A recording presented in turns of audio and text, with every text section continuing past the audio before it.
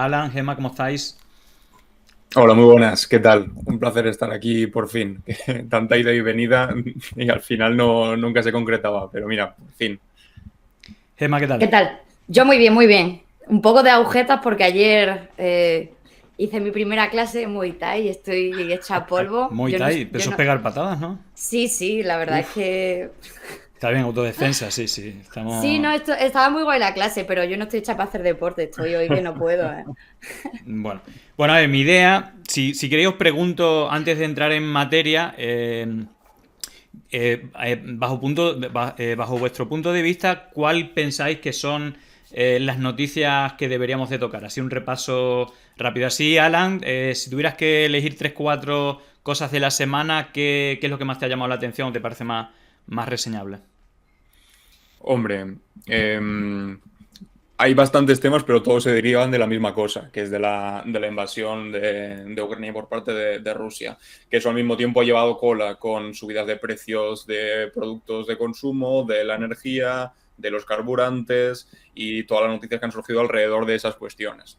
Aparte de esas, que yo ahí incluiría tres, que es primero bombardeos indiscriminados que ha habido contra población civil, que ha sido especialmente sangrante en los últimos días, precio de la subida de la energía y las posibles rebajas fiscales que se están planteando en el debate público, en el debate político español, y la última, cómo se ha reaccionado por parte de la derecha al respecto de este tipo de rebajas, que están hablando constantemente. Ayer estaba en la tele, por ejemplo, y decían, bueno, sí, sí, que es cierto que las grandes empresas energéticas se están forrando, pero hay otra cosa que le está forrando, que es el Estado. Sí, Y sí. bueno, que ahí han dado mucho por culo. Y después la otra gran cosa, que es la polémica de los 20.000 millones que la han Sí. utilizado constantemente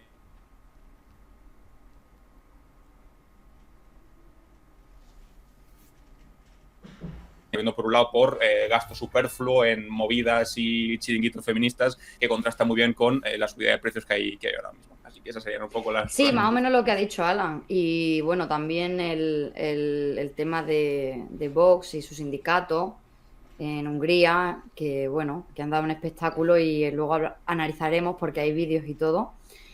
Y bueno, también yo creo que también cabe destacar cómo está influyendo la guerra también en la discriminación hacia personas de origen ruso, que me parece también grave en el sentido de que, bueno, ellos qué culpa tienen, ¿no? Sobre todo estudiantes o gente que está viviendo aquí en España que no tienen nada que ver. Total. Total. Bueno, sí, yo creo que se está tendiendo bastante al blanco o negro, ¿no? Es decir, que se ven posiciones muy ridículas defendiendo a Putin, ¿no? También las estamos viendo. También. Y luego también estamos viendo cómo el vale todo, ¿no? La Universidad de Valencia, a verdad, no es tan rotundo como ponen los titulares, pero después de cerrar todos los convenios con Rusia de estudiantes, los estudiantes rusos se quedan desamparados y les han invitado a irse y que si se quedan es bajo su responsabilidad. Es decir, al final, bueno, pues estamos en contra de la guerra de aquella manera, pero al final estamos enviando incluso pues, a gente que se sale de esa dinámica, pues a que se vaya a su país, bueno, pues al final, digamos, vayan a la guerra de una manera o de otra. Sí. Voy a compartir, Otra, vamos, sí, dime. sí, otra cosilla que también creo que no la habíamos pensado para tratar, pero que también es importante, el tema de que España rechaza acoger a ucranianos que son hombres y no quieren participar en la guerra. Sí, claro, a ver, la noticia esta es de enero, digamos que Ucrania ya no, es decir, desde que empezó la guerra, Ucrania no permite que adultos en edad militar, es decir, hombres en edad militar salgan del país, lo obligan a quedarse. El tema es que España rechazó, cuando ya se olía la guerra y están reclutando a militares, rechazó el asilo de todas las personas que no querían participar en la guerra cuando ya se olía que iba a haber guerra. Y al final es una manera de condenarlos a la guerra. Es decir, que Efectivamente. sumado una cosa a la otra es como... Es decir, es decir, lo que yo digo es que hay una espiral belicista donde se está poniendo fichas nada más a guerra, guerra, guerra, guerra y al final pues creo que eso no nos va a llevar a buen sitio. De todas maneras, si os parece, empezamos por un poco los últimos movimientos en cuanto a la diplomacia, porque por ejemplo ayer estuvo Néstor de Descifrando la Guerra y al final dice que todo esto es un poco guerra comunicativa, ¿no? Es decir, que Sí, los verdad titulares que nos llegan hay que cogerlos entre pinzas, y justamente la noticia un poco de ayer es que Zelensky más o menos acordaba, digamos que hablaba de que no nos queda claro que no podemos entrar en la OTAN, como aceptando el elemento principal que reclama Rusia, pero al mismo tiempo, o poco después, aparecía esta noticia en la cual decía que Biden anunciaba el envío, el mayor paquete militar que se ha hecho hasta ahora, que incluye drones de combate, armas antiaéreas, antiblindaje, por valor de $1.000 millones. Y justamente el anuncio se produce tras la comparecencia de Zelensky ante el Congreso de Estados Unidos.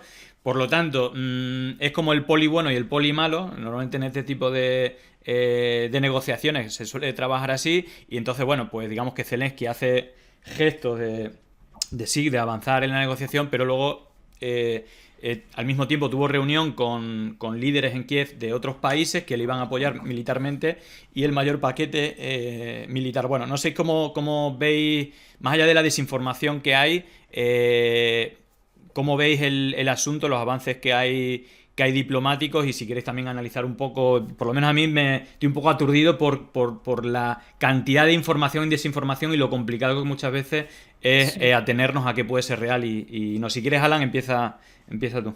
Vale. A ver, sí, esto último que has dicho tienes toda la razón, y es un drama. En cualquier guerra, el primer campo de batalla es la información, porque ahí se está jugando una gran parte de la batalla.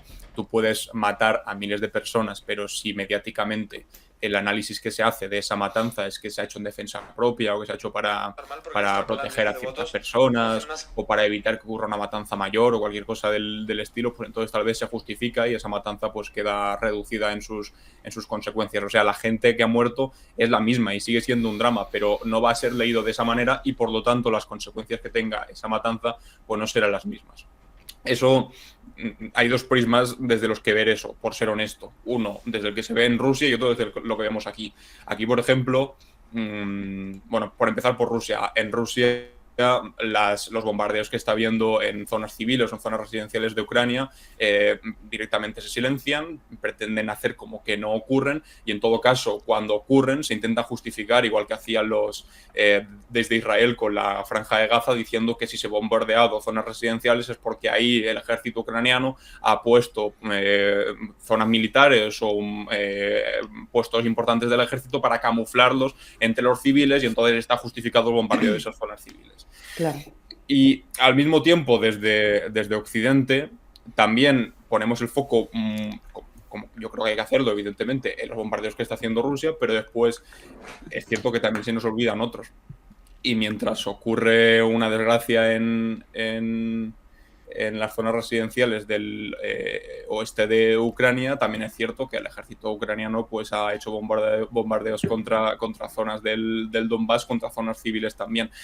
Eso sí, eso no trasciende tanto, claro. Pero a pesar de eso tampoco pretendo yo aquí establecer como una dicotomía de unos malos y otros también malos, porque evidentemente un país es el agresor y el otro es el agredido. Aún así, yo creo que no merece la pena y que no es inteligente, y sobre todo a largo plazo, porque dentro de un tiempo veremos que tal vez muchos de estos halagos que le hacemos a Zelensky como si fuese un ser de luz, pues sí, igual nos los acabamos comiendo, porque evidentemente también van a cometer atrocidades gigantescas. Pero volviendo sobre el asunto de la OTAN y las últimas declaraciones de Zelensky, o sea, yo creo que es evidente que Ucrania no puede entrar en la OTAN, y que no pudo nunca, porque las consecuencias iban a ser terribles, y las consecuencias iban a ser terribles tanto para los rusos como para el bloque occidental. Ahora lo que ha hecho Zelensky, reconociéndolo de su propia palabra, que Ucrania no puede entrar en la OTAN, es como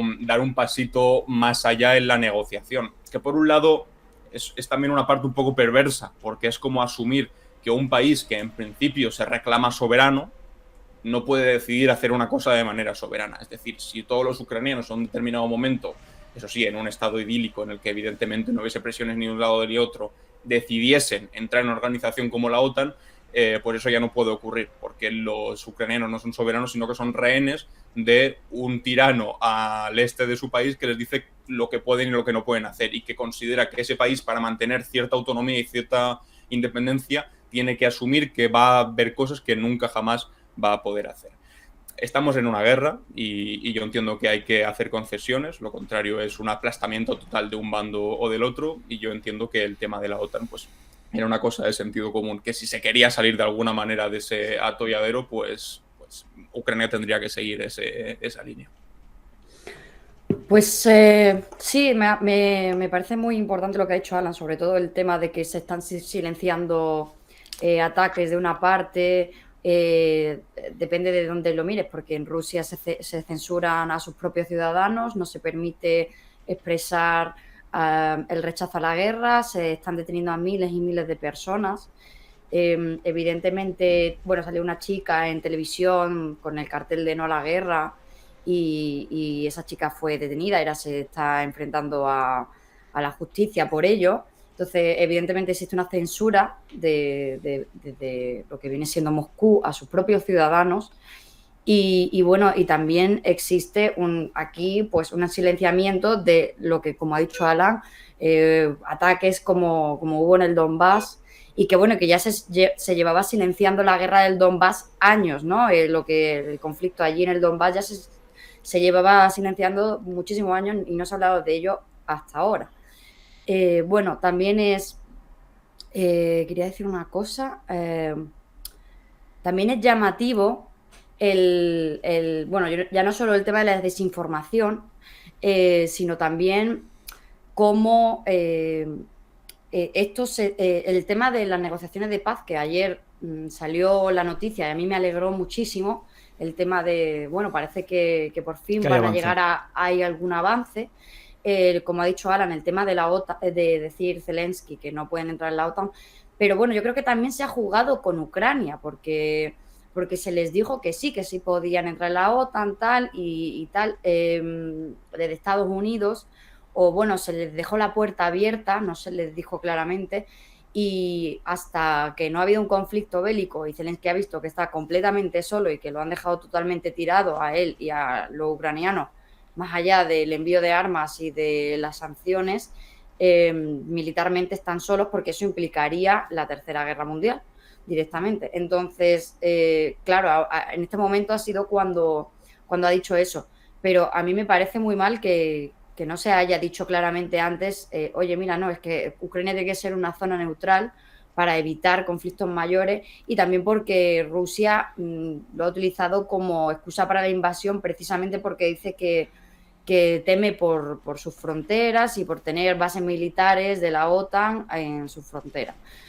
Entonces, bueno, ¿qué pasa? Que yo también, cuando vi ayer la noticia, me alegré mucho, pero yo ahora no sé hasta qué punto eso va a ser de verdad el principio de un acuerdo de paz, teniendo en cuenta el ataque que hubo ayer en Mariupol, en el teatro de Mariupol, en el que había refugiadas miles de personas, y que había escrito en el suelo, ¿no? Que había allí niños refugiados.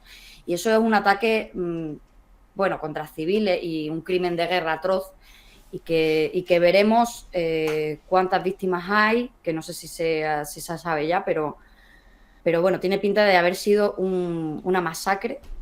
Y evidentemente existen acusaciones cruzadas, tanto desde Moscú se dicen que han sido los nazis del batallón de Azov, y desde Ucrania se dice que ha sido Rusia. Entonces siempre existe, como hemos dicho, esa guerra de relatos, por ver a ver quién se cuelga las mayores masacres, pero la realidad es que se están cometiendo y contra civiles, tanto de un bando como otro. Evidentemente, como ha dicho Alan, existe un bando invasor, y no es la intención no es ponerlos los dos al mismo nivel en cuanto a culpa de que la guerra esté sucediendo. Pero sí es verdad que los crímenes de guerra, y en una guerra estas cosas pasan, y por eso muchos decimos que hay que intentar por todos los medios evitar siempre conflictos bélicos, no llegar hasta este punto, y por supuesto intentar pararlo de la manera que no sea alimentando más ese fuego, claro. Sí.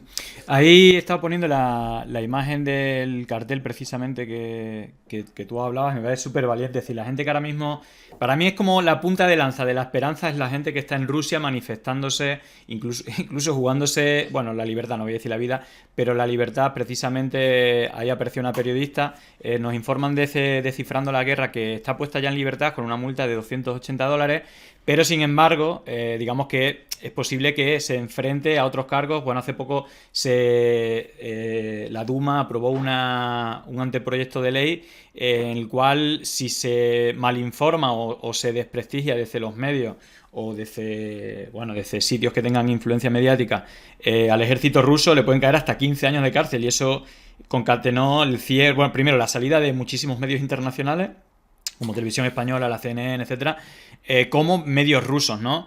Entonces, bueno, para mí este tipo de hechos es súper valiente, y os quería poner una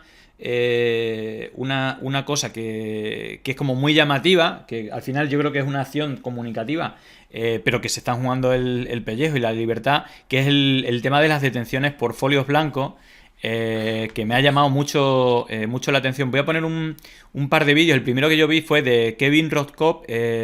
La policía en Nizhny Novgorod arrestó a alguien protestando con una hoja en blanco: bienvenido a Rusia en 2022.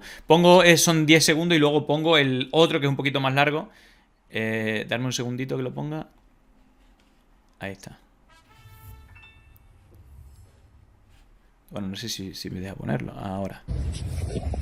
Ahí me está mostrando un folio en blanco y se la llevan detenida. Y este, que es un poco más largo, exactamente igual, mostrando un folio en blanco, le piden la documentación, se la entrega. ¿Qué está haciendo? Dice: solo quiero enseñar este papel en blanco. Lee las leyes.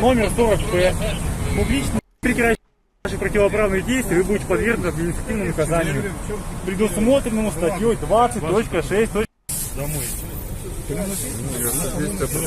Y lo detienen. Куда вы его толкаете? Все, забрали. Bueno, antes Pobre muchacho. Sí, antes de haceros la pregunta, que quiero agradecerle a Kodiuku que se ha suscrito en Prime, y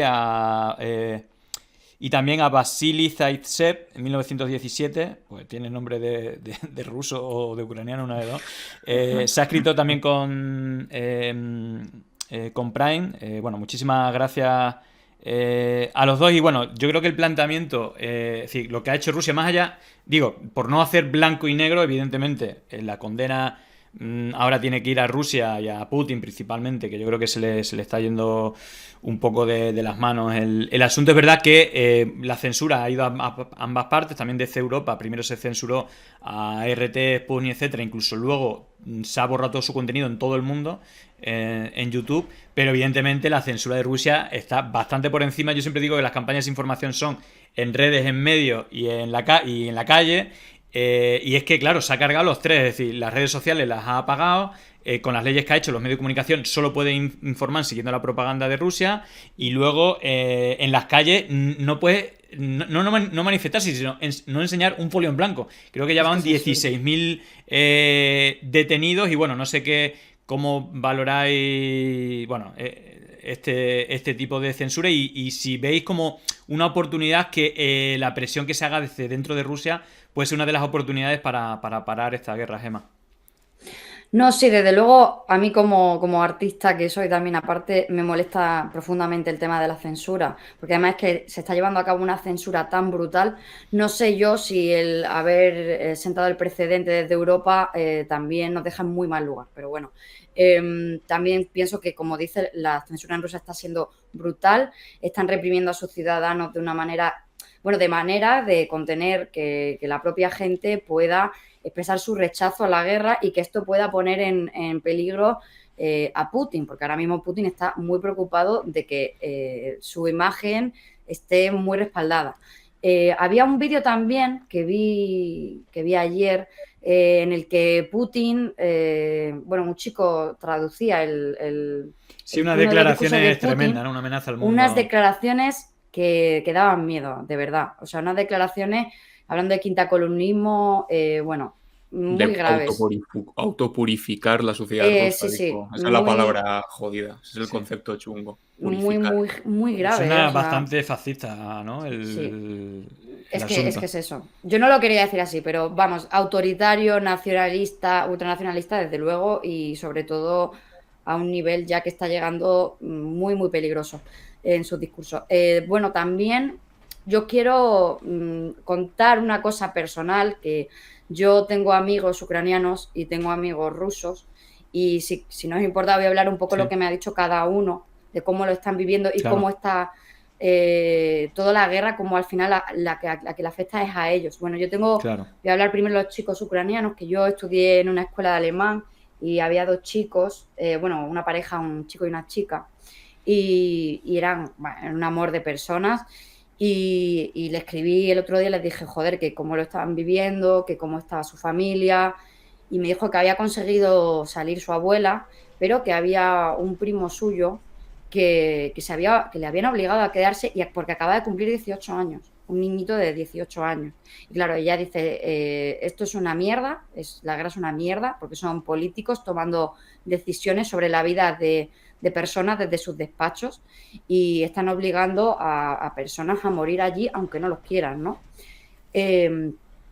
También hablé bueno, yo tengo también uno de mis mejores amigos de la infancia está casado con una chica rusa y otro amigo, bueno, otros dos amigos son los dos rusos. Y bueno, pues le pregunté a mi amigo y le dije, ¿cómo lo estáis viviendo? Y me dijo, pues muy mal, porque dice, nunca habíamos sufrido este racismo, porque además ellos tienen una hija, ¿no? Dice, tengo miedo de que esto también se traslade no solo a mi mujer, que ya le está pasando, sino a mi hija. O sea, mi hija, que es un bebé, el que sufra ese rechazo simplemente porque su madre es rusa.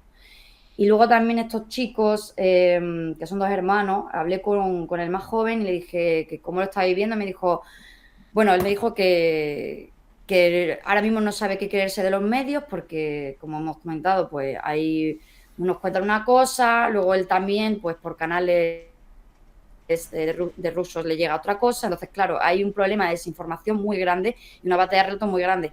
Y él lo que me dice es, y sobre todo, yo me acuerdo de que antes a mí me preguntaban, ¿cómo te llamabas?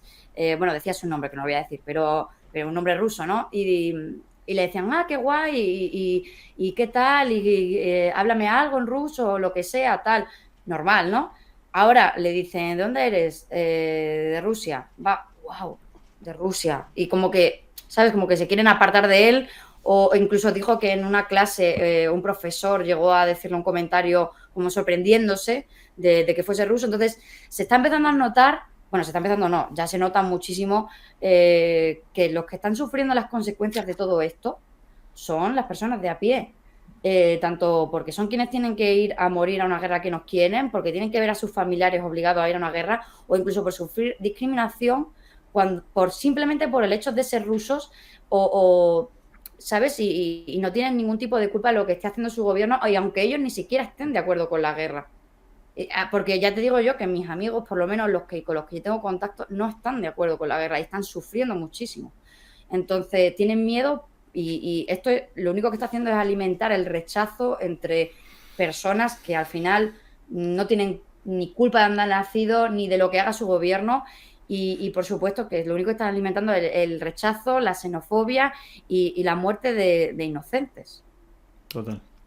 Sí, y por eso yo creo que se hace bien cuando en vez de hablar de la guerra de Rusia contra Ucrania, se habla de la guerra de Putin, porque no es la guerra de los rusos contra los ucranianos.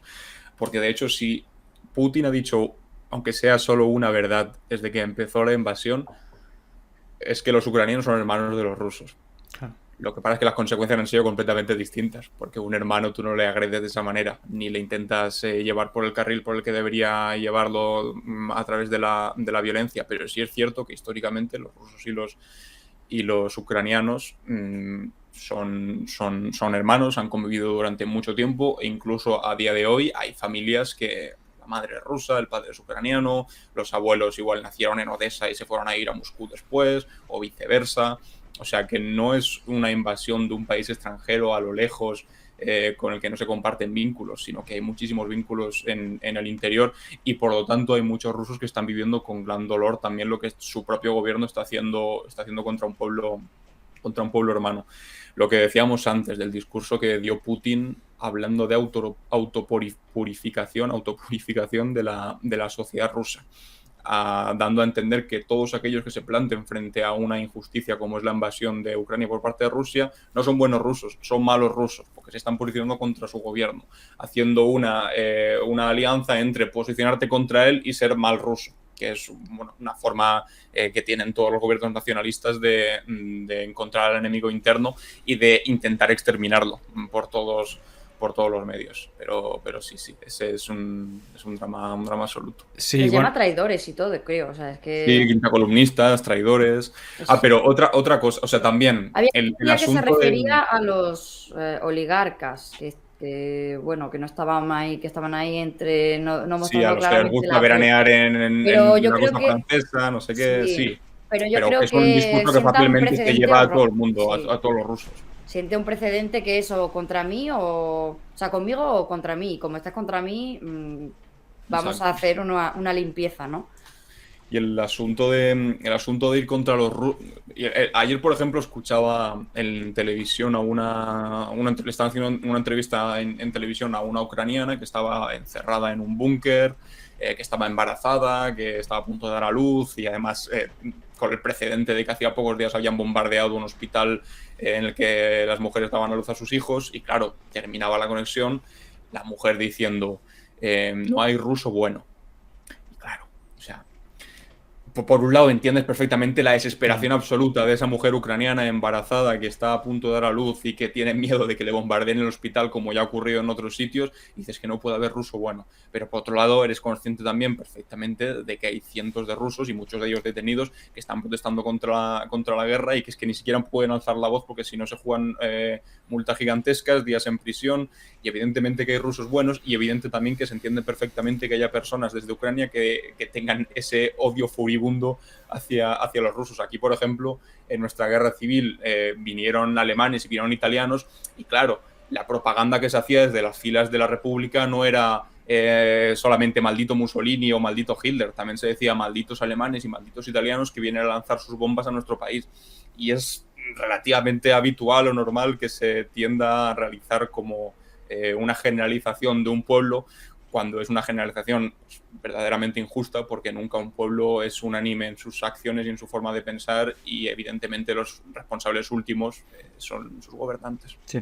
Bueno, y que también el tema de que la información que se está dando en Rusia pues también afecta a la gente. Es decir, si a ti te llegan siempre ciertas informaciones por ciertos canales y si te opones a ello lo que recibes es una represión brutal, te meten en la cárcel, te detienen, pues también digo que eso condiciona a las personas. Entonces yo creo que tampoco se trata tanto de buenos o malos, sino de entender qué es lo que está pasando y cómo la propaganda y el relato la lucha de relatos está influyendo también en las personas. Y quienes intentan salirse de ahí son brutalmente silenciados y van a la cárcel. O sea, es muy grave. Sí, sí. A ver, yo creo que hay un grave problema, evidentemente, bueno, varios, pero en cuanto a la información, creo que precisamente yo estoy totalmente en contra del cierre de RT, de Sputnik, incluso de cualquier línea que defienda la postura rusa, porque precisamente, a ver, si los medios que tenemos dieran como una visión plural con todas las partes, vale, te lo compro, pero estamos viendo que claramente está orientado, casi rozando la rusofobia. De hecho, hace poco en el programa de Iker vimos un tipo con un pedazo de arma diciendo que lo que había que hacer es matar más rusos. Y estamos normalizando unas cosas que no son para nada normales. Y lo estamos hablando más allá de saber que RT ahora mismo va a actuar como propaganda, pero claro, si solamente tenemos propaganda de un sitio y no la propaganda de otro, los que queremos informarnos bien y tratar de contrastar a ver cuáles son los puntos comunes de las dos propagandas, como que estás bastante fuera de juego y creo que eso se ha jugado. Y luego, bueno, ahí también me chivan por aquí que Vasily Zaitsev fue un héroe de guerra soviético de la Segunda Guerra Mundial, que era un francotirador que con mucho éxito, y también hay por ahí noticias de francotiradores que están en el bando ucraniano, que han el venido... tal Wally. Exactamente, bueno, que dicen que ya se lo han cargado, pero no sé, bueno. Pero siempre se necesitan este tipo de héroes, también de leyendas para... Vimos lo del tema del fantasma de Kiev, que era un invento que se había cargado a muchísimos aviones rusos y tal. Y luego también quería decir, también Roibati97 hace un comentario por primera vez en el chat y siempre tratamos de leerlo. En todo este tema de la guerra abundan los análisis en clave externa y sería interesante un análisis de las causas en clave interna, porque yo creo que son importantes también. Yo creo que eso también tiene mucha razón. Muchas veces creo que son súper interesantes los testimonios de, como ha dicho Gemma, de la gente que vive en Rusia y en Ucrania, incluso las cuestiones internas. Yo siempre recomiendo el documental Ucrania en llamas de Oliver Stone, porque explica el origen un poco de todo esto en el 2014, cómo Estados Unidos financió la creación de medios de comunicación, compró a grupos e incluso al líder de la policía para crear un reality show en el cual incendiara las calles y hicieran el golpe de estado que se creó. Luego vino Poroshenko, que es un tipo que metió a grupos neonazis dentro del gobierno, que empezó la guerra en Donbass de manera criminal. Y es verdad que todos esos espacios se han ido reduciendo. De hecho, a Zelensky lo criticaban como prorruso, incluso, y al final esta invasión de Rusia lo que ha hecho es precisamente más que desnazificar, nazificar de nuevo Ucrania, y estos grupos neonazis empiezan a tener de nuevo el apoyo popular, el peso. El batallón Azov ya lo vemos, que incluso los espacios cooperativos donde las abuelas hacen cosas está plagado de banderas del batallón Azov. Es decir, que yo creo que ha ido un poco en contra. Y luego el otro relato es que Putin es comunista. Ya hemos visto por la deriva de Maruenda, ¿no? Diciendo lo contrario ahora de lo que decía antes. La hemeroteca, sí. Exacto, y dentro de la hemeroteca voy a recordar, bueno, un tuit tuyo que recuerda una publicación de Aznar, donde dice: ayer mantuve un encuentro muy cordial con Vladimir Putin en el Kremlin. Conservamos una vieja y buena amistad. Son varias las ocasiones en las que nos hemos reunido desde que ya dejé la presidencia. Es decir, que no es por cuestión... Aznar comunista, ya está, Aznar comunista. Aznar comunista, ya está. Y bueno, se ha visto bastante, ¿no? Pero es verdad como también hay, desde los medios de comunicación, hay como forzar la máquina para vincular con la izquierda cuando no hay absolutamente nada, y lo que sí hay muchos vínculos, tanto de periodistas de derecha como políticos de derecha, y sobre todo la financiación del Kremlin a toda la ultraderecha europea y a digamos, las herramientas que tienen también de propaganda propias, como Hazte Oír o Citizen Go. Entonces, bueno, no sé qué análisis veis, pero la verdad es que está dando un poco de vergüencita a la gente que ahora se dio la vuelta y que antes defendía a Putin, o que oculten y que no lo... Es decir, más que vincular con la izquierda, sobre todo en España, no tiene ningún sentido, o en Europa, y oculten de una manera o de otra pues esos vínculos que no solamente son de simpatía y de ideología, porque claramente Putin es un tipo conservador, nacionalista, a ultranza, y que tenía buena relación, pero se ponen fichas al otro lado. Incluso estamos hablando de financiación del partido de Le Pen, de Salvini, de Hazte Oír y Citizen Go, que de una manera o de otra son un brazo comunicativo importante de Vox en España. Así que bueno, no sé cómo habéis visto la evolución o el contexto mediático que se le está dando a esto, Alan. Es que el análisis que hace Putin del mundo en la actualidad es que hay coincide con el mismo que hace la extrema derecha en los países occidentales, que hay una decadencia asociada a valores queer, de cuestionamiento de género, que ha aumentado mucho los homosexuales, la hombría ya no es lo mismo, se han perdido los valores, antes todo era mejor, y es un discurso que en Rusia impera y que políticamente tiene consecuencias, como la persecución contra los homosexuales, la censura de ciertos discursos progresistas, pero que en Occidente, pues de una manera u otra, aunque sea a través de un cierto neoliberalismo progresista, o sea que se ha sabido combinar el capitalismo con un progreso a nivel de cuestiones sociales, no ha imperado ese tipo de discursos. Pero ya han surgido pequeños nichos asociados a la extrema derecha que han tenido que ver bastante con el mismo discurso que tiene Putin en Rusia, y que durante mucho tiempo lo han visto como el gran faro protector de la civilización, como Aquí en estos países occidentales todo es decadencia, sin embargo tenemos ahí en el faro del oeste donde las cosas funcionan como tienen que funcionar. Los hombres trabajan, las mujeres se quedan en casa, los hombres no quedan con hombres, los hijos tienen un padre y una madre y el aborto es una cosa que es imposible y ahí está institucionalizado y es el discurso oficial, mientras aquí tenemos una decadencia absoluta. Entonces es evidente que entonces ese tipo de discursos aquí pues los ha llevado la extrema derecha.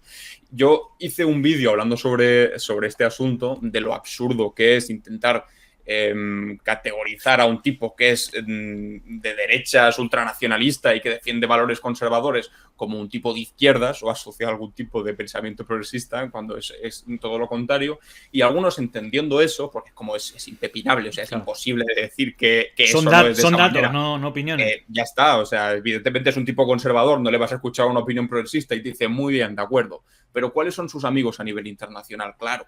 Le apoyo a Maduro, es cierto. Sí, pero ha tenido cierto apoyo Maduro es amigo de Biden. en Corea del Norte. Sí, por eso. Pero que eso se explica no por una cuestión de simpatía ideológica, claro, ni mucho menos. Se explica por una cuestión de cercanía, por cuestiones geopolíticas. Porque a Putin le interesa tener a un tipo que le limpie los zapatos en Latinoamérica y le interesa poder tener ahí a militares con bases militares rusas. Evidentemente, le interesa tener a otro aliado cerca de Japón y de China y en Corea del Norte, pues claro que sí, pero no es porque Putin tenga una intención ideológica similar a la que pueda tener personas de izquierdas a nivel internacional. Simplemente es porque a nivel político internacional le interesa tener aliados en muchos sitios. Y la última cosa, es cierto que por ejemplo, en Francia la financiación del Frente Nacional de Le Pen por parte del Kremlin es evidentísima.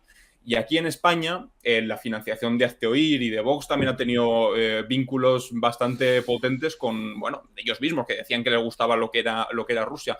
Pero al mismo tiempo, en países como España, Rusia, su interés último no es ideológico, es de proteger los intereses rusos. Y entonces, si en España hacía falta en algún momento, a través de Russia Today, por ejemplo, inflarlo de noticias diciendo que España era un país fascista, porque reprimía a sangre y fuego a los catalanes, por ejemplo, que es un discurso que tiene que ver más con la izquierda que con la derecha, pues lo hacía también, pero no por una cuestión ideológica, no porque lo creyese de verdad y fuese él un luchador antifascista contra el Estado español, no, simplemente porque le interesa desestabilizar todo lo posible a los países occidentales. Si tú tienes una brecha por la derecha, Putin va a poner toda la financiación por la brecha a la derecha, que es lo que hace con Vox, lo que ha hecho con Vox últimamente, porque es lo que ha crecido más. Pero cuando la brecha es por izquierda, pues Putin lo que hace es meter todo su dinero por izquierda. Hacía lo que necesitase simplemente para que hubiese a nivel internacional más gente posicionada con su misma tesitura, independientemente de la ideología. Sin embargo, su ideología es evidente, bueno, o sea, es palpable, se conoce por todo el mundo que es ultraconservadora y bueno, no hace falta que nos preguntemos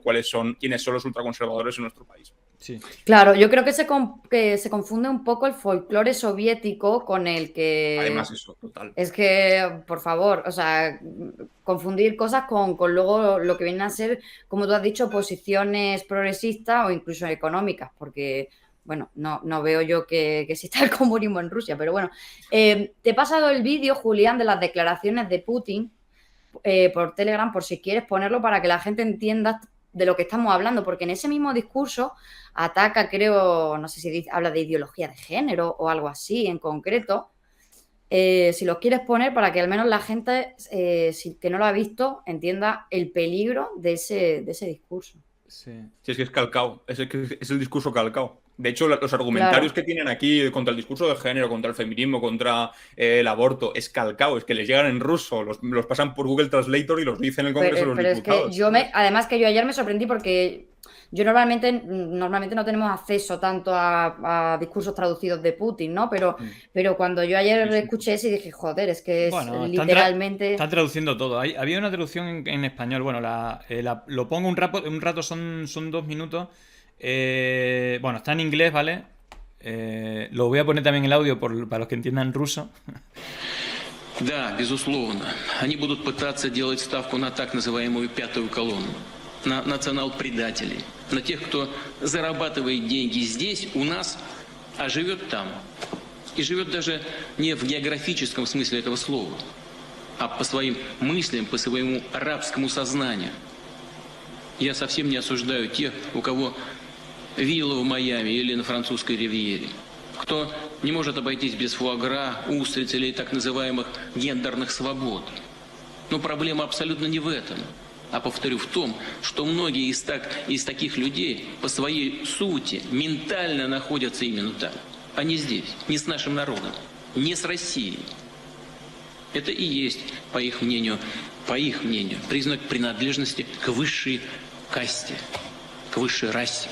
Подобные люди готовы и мать родную продать, только бы им разрешили сидеть в прихожей у этой самой высшей касты. И они хотят быть похожими на нее, всячески подражая ей. Но они забывают или не понимают вообще, что этой так называемой высшей касте они, если и нужны, то как расходный материал, чтобы использовать их для нанесения максимального ущерба нашему народу. Коллективный Запад пытается расколоть наше общество, спекулируя на боевых потерях, на социально-экономических последствиях санкций, спровоцировать гражданское противостояние в России и, используя свою пятую колонну, стремиться к достижению своей цели. А цель одна, я уже говорил об этом – разрушение России.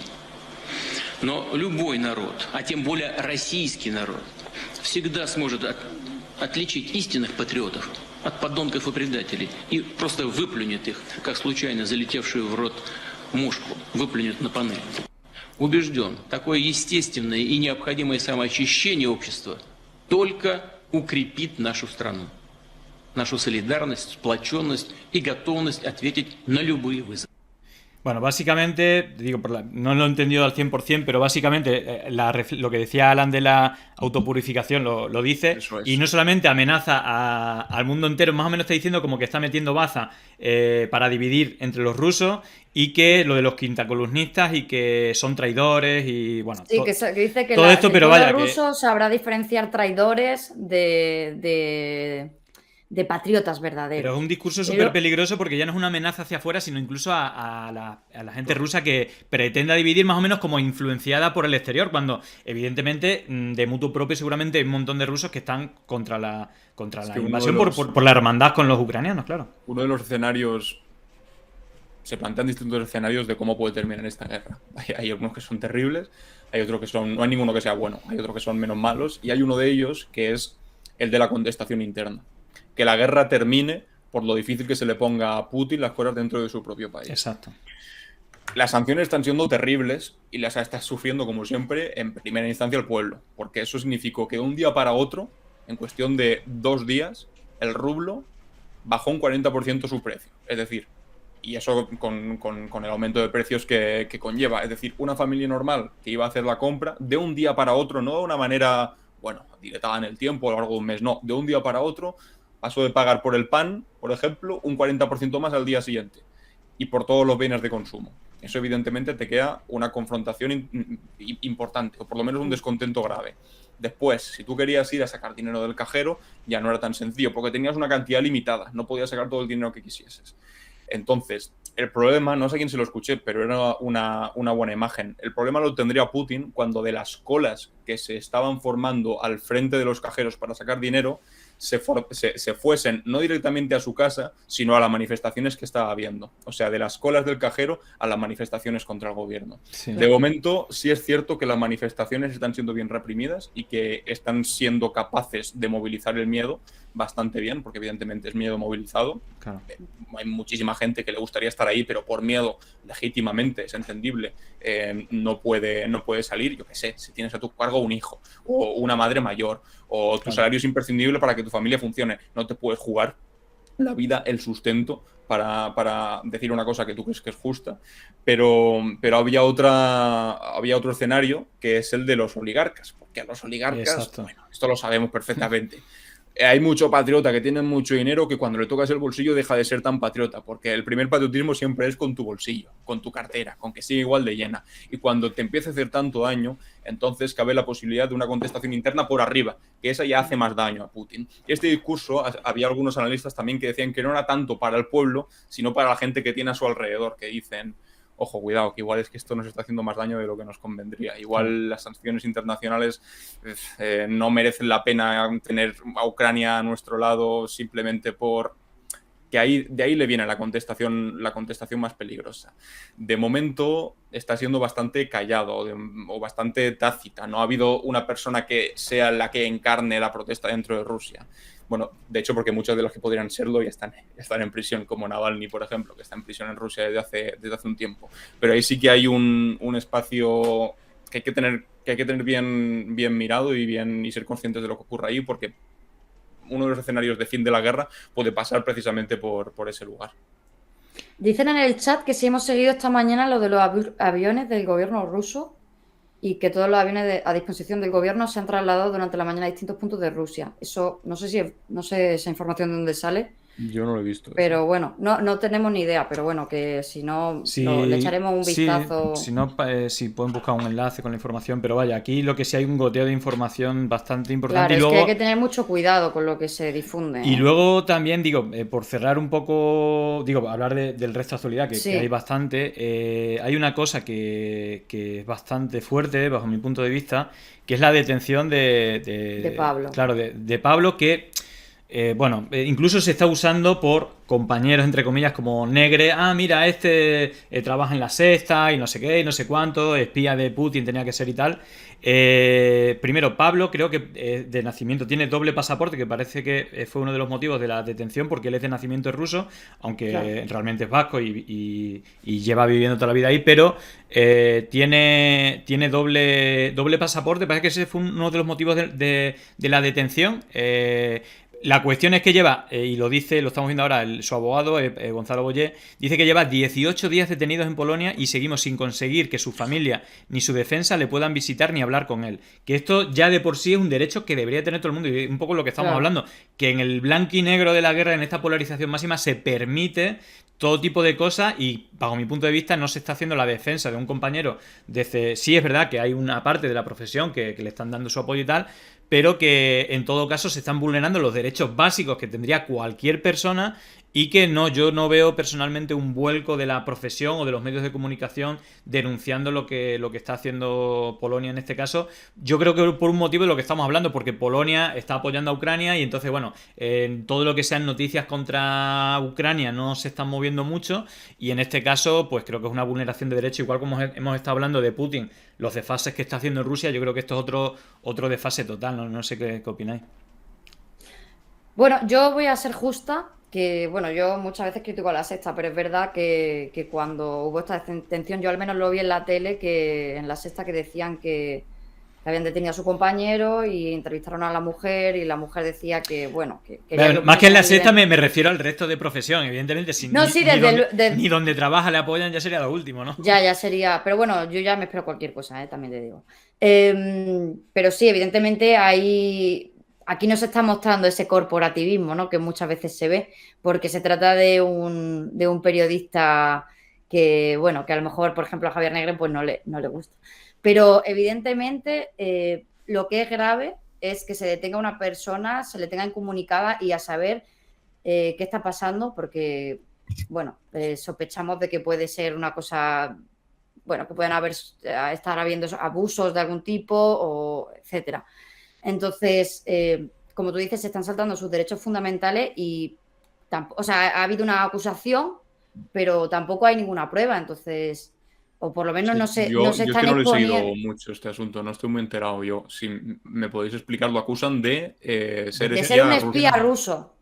De ser espía ruso. A ver, es que para hacer esa acusación se tendría que presentar por lo menos algunas pruebas de que eso es así, porque están metiendo a una persona en la cárcel y la están comunicando, y tampoco estoy viendo que desde el gobierno de España, que no lo sé, a lo mejor movimientos internos que no sabemos, pero desde el gobierno de España no veo que se esté pidiendo. Lo que se ha hecho desde el gobierno de España es mandar al CNI a la casa de los padres para interrogarlo. Claro. Y parece que todo viene un poco porque encontraron documentación, no doble, sino doble pasaporte. Él es ruso de nacimiento, y parece que las cuentas bancarias también, dos diferentes, o con un banco ruso o algo así. Y eso fueron, pero sobre todo es que hay una incomunicación y una falta de acceso a la defensa, que cualquier persona, ni la familia ni el abogado pueden tener contacto con él. Pero de todas maneras, si os parece, vamos a dar el salto ya a España con algunas de las cuestiones que nos afectan directamente. Lo comentabas tú, Alan, al principio del análisis, que casi todas las noticias tienen una militar, ¿no?, de lo que está pasando en la guerra y luego las consecuencias que se está sufriendo en todos los países. Y una de ellas, bueno, que esta es también como magia, el ascenso de los hidrocarburos, de mucho, en realidad no solamente de la gasolina, también lo hemos visto con el aceite de girasol y otra, pero curiosamente por primera vez la Unión Europea en este caso, desde España también hubo ese pulso de por qué, que es increíble, ¿no? Como la mayoría de fuerzas, por ejemplo, las energías renovables están a 10 euros el kilovatio, pero el gas está ya a 400, 500 y pagamos, por más que sea un 1% del mix energético, pagamos todo el resto del 99% al precio del gas. Es decir, una estafa en toda regla. Y parece que la Unión Europea también tenía esa postura de proteger los privilegios de las energéticas, pero digamos que ha habido como joder, es que ya es una estafa y ya es exagerada. Claro, ha dado una amenaza como que va a retirar porque ya es una exageración y automáticamente al día siguiente reducen un 44% el precio, y lo que hemos visto también es que Iberdrola y otras empresas han batido todos los récords de ganancias cuando el resto de la ciudadanía, igual que hablamos de la guerra, que quienes son las víctimas al final es la gente de abajo, es la ciudadanía, la gente de a pie, pues con las energéticas pasa exactamente lo mismo. Es decir, nos están reventando con los precios, mientras las cantidades que están ganando debido a esta crisis pues no hacen más que engordar el resultado de cuentas con cifras astronómicas, sin entrar, que ahí no entran los sueldos de, creo que son 36.000 euros diarios o una cosa así del presidente Iberdrola. Es decir, estamos hablando de un disparate absoluto y que esta gente está tan tranquila, ¿no? No sé cómo lo veis vosotros, pero que al final esto concretamente resalta al final que es una estafa en toda regla y que ni los políticos, o mejor dicho, los políticos y los empresarios de la energía nos están tomando el pelo, ¿no?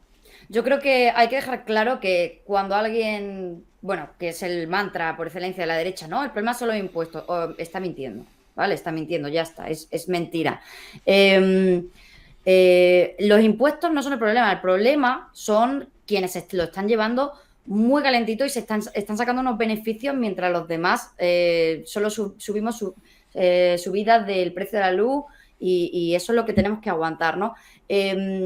Por ejemplo, Feijóo dijo, no, es que el gobierno se está forrando con los impuestos. Además. El gobierno. Señor, usted es presidente de la Xunta de Galicia, debería saber cómo funcionan los impuestos y debería saber que gran parte de esos impuestos van a las comunidades autónomas. Y aún así, es que entonces él está diciendo, porque está tan confuso que se hiere a sí mismo, está diciendo que él se está forrando inconscientemente, pero en realidad que esa no es la manera de combatir el discurso. Es decir, no es que el que te está forrando eres tú, sino la manera de combatir el discurso es decir, es que los impuestos van a cosas como la sanidad, la educación, etcétera, que van a nosotros, repercuten supuestamente a nosotros, bueno, a no ser que se lo lleven ciertos hermanos en forma de comisión. Pero aparte de eso, es mentira. Y también lo que dijo Ayuso de no, es que 200.000 euros, de 200.000 millones que podrían ir a bajar la factura de la luz. Vamos a ver. Es ayudar a las familias, dijo concretamente. Ese presupuesto, si alguien, o sea, todo el mundo puede comprobar que ese presupuesto, gran parte de ese presupuesto va destinado precisamente a eso, como dijeron, familias, ¿no? Claro. Efectivamente, a crear una red de escuelas públicas infantiles de 0 a 3 años, permisos de paternidad y maternidad, dependencia, pensiones, es que van a muchísimas cosas, que es que no se puede reducir como esta gente está haciendo, no, es que va para chiringuitos feministas. Por favor, no sé, un poquito de seriedad, ¿no? Yo creo que es más chiringuito lo de Toni Cantó y lo de ir regalando contratos públicos a amigos y familiares que los permisos de maternidad. Vamos, mi opinión, pero sí que es verdad que el problema o sea, si os fijáis, estos dos están, tanto Ayuso como Feijóo están poniendo la atención que si en los impuestos, que si en el Ministerio de Guarda. ¿Pero por qué? Porque quiere desviar la atención de quiénes son realmente los responsables, porque es que les están protegiendo.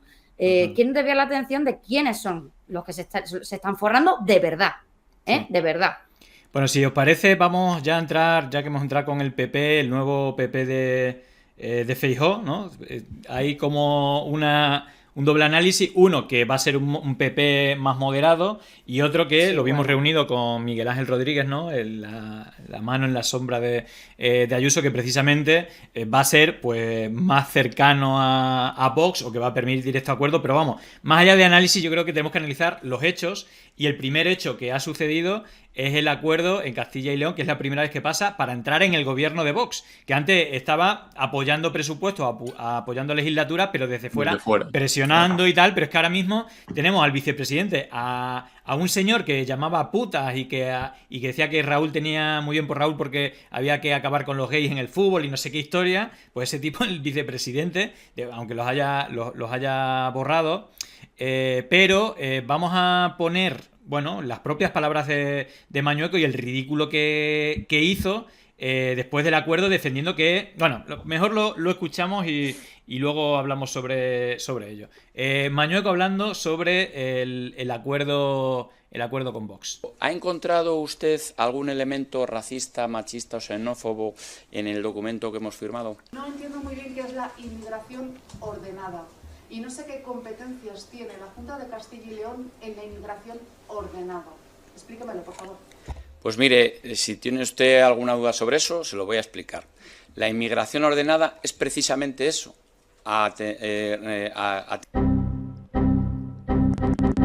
Mire, estamos hablando de cuestiones tan concretas. Eso, lo que estamos hablando es de lo que me ha preguntado su compañero. No estamos hablando de otra cosa. Sí, pero ¿qué significa? Pues que no haya adoctrinamiento ideológico. Pero ahora hay adoctrinamiento ideológico. No. ¿Y por qué se...? No, por eso.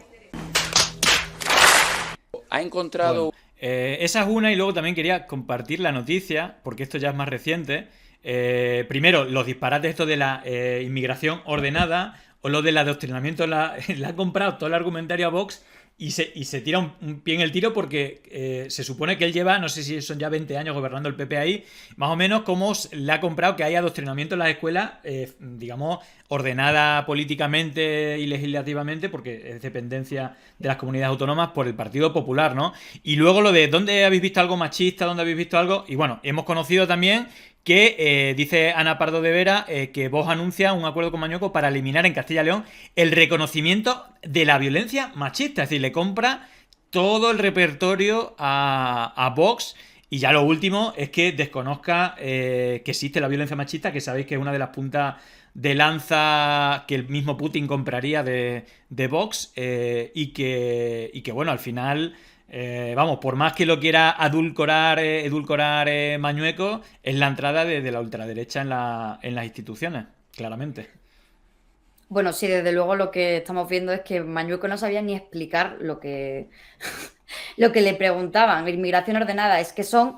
bueno, violencia intrafamiliar. No sabía ni qué decir. Te lo voy a explicar ahora. Te voy a explicar, espérate un momento que miro los apuntes. ¿Qué competencias tiene Castilla y León en materia de inmigración ordenada? Claro, es ridículo. ¿Qué es lo que se estaba haciendo mal hasta el momento en materia de inmigración ordenada? Pero que es lo típico, ¿no? Que yo no soy racista, yo soy ordenado, que ya lo conocemos, que ya conocemos esos argumentos, señor, que no hace falta que no... O sea, que no somos tontos, no hace falta... Pero ¿qué es lo que hay racista y xenófobo? Bueno, señor, aquí ya nos conocemos muy bien cuáles son los argumentarios y cómo se enmascaran, ¿no? Para decir básicamente que quieren inmigrantes blanquitos y de ojos azules, pero a los que son morenos, pues no, porque, bueno, porque es migración ordenada. Venga, por favor.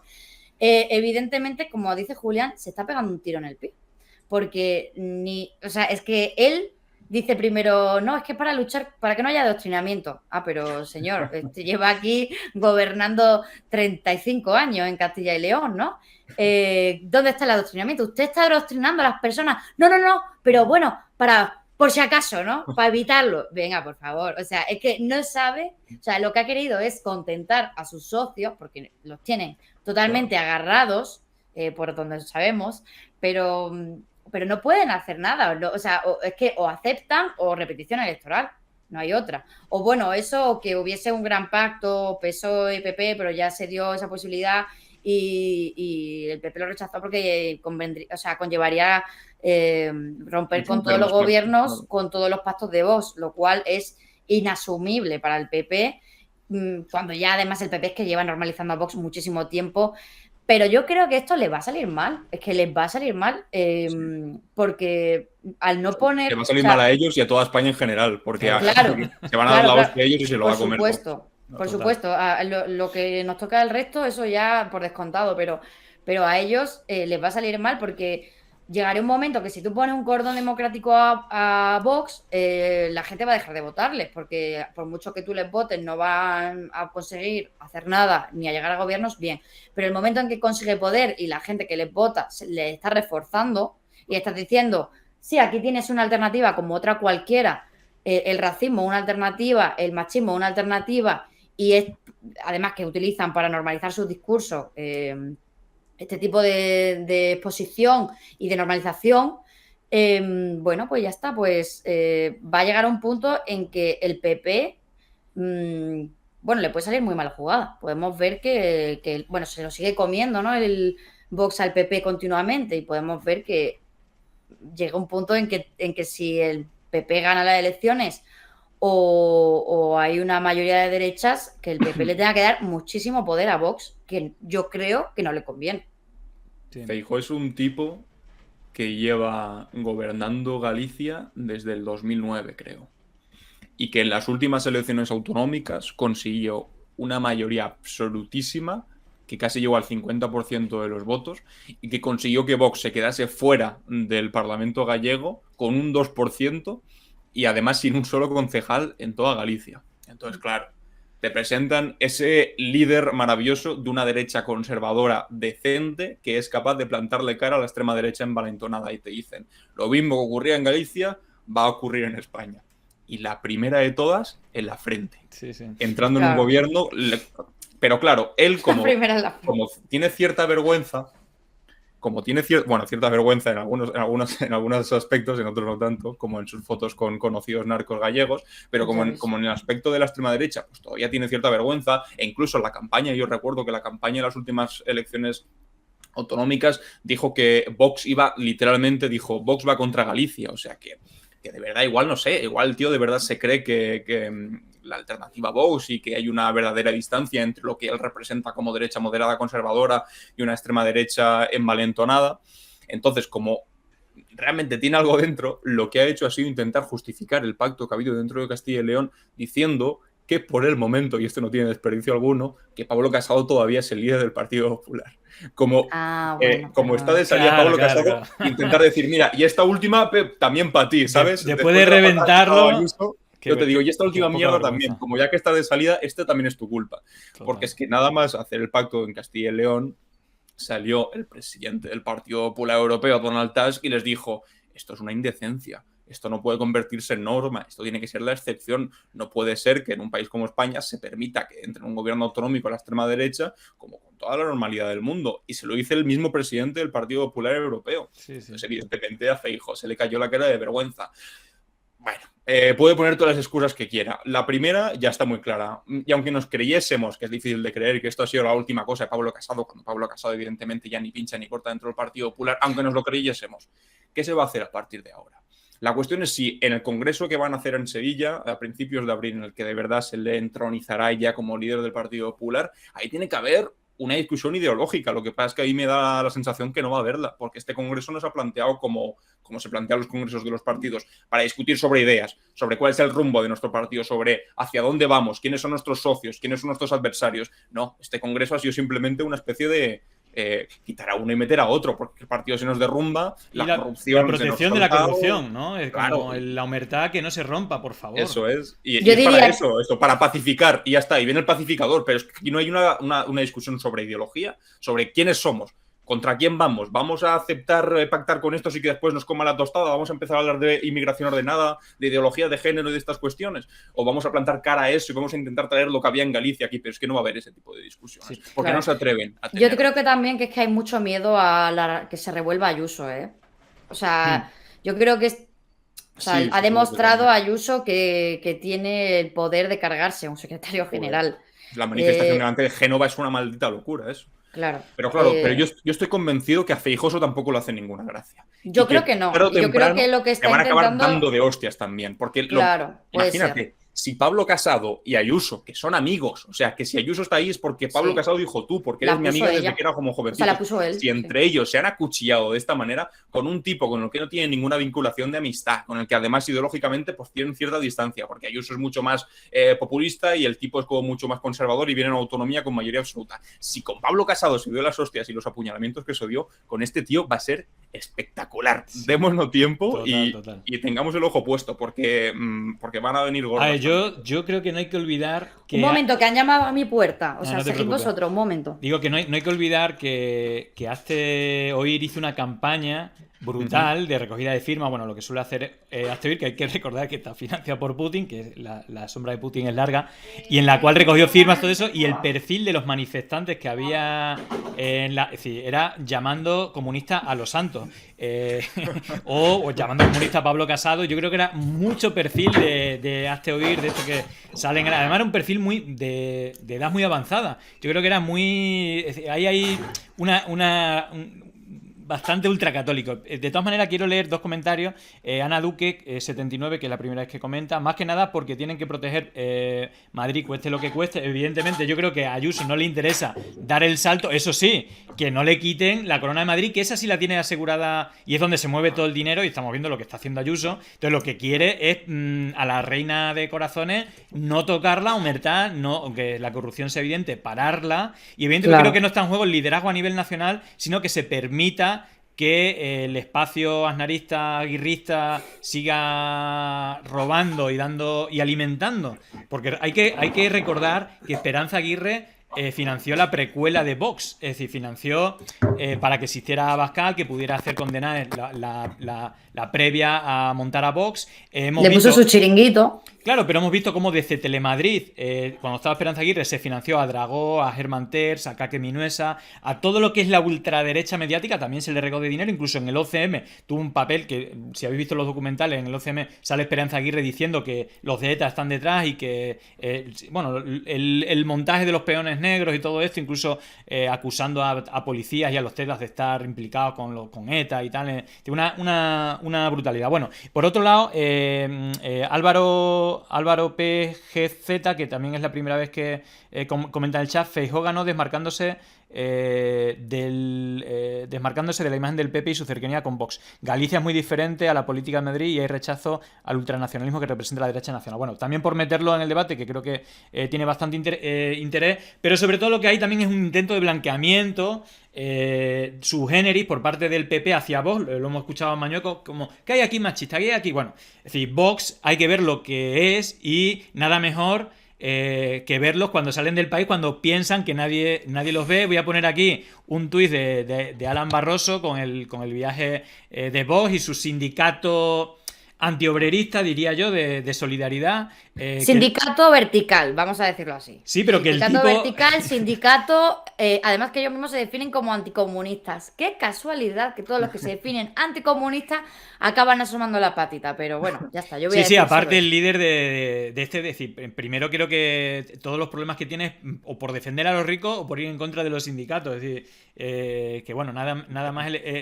pero vamos, yo creo que vamos a leer, porque esto es una europaja, y no lo digo yo, lo dice la pancarta, de Vox fuera de España, cantando el cara al sol y haciendo las consignas franquistas que podemos escuchar. Bueno, lo escuchamos y lo vemos que no tiene pérdida. Ahí veis, europaja. No lo había leído. Creo que está bien puesto el nombre, es una europaja, aprovechando estando fuera de España.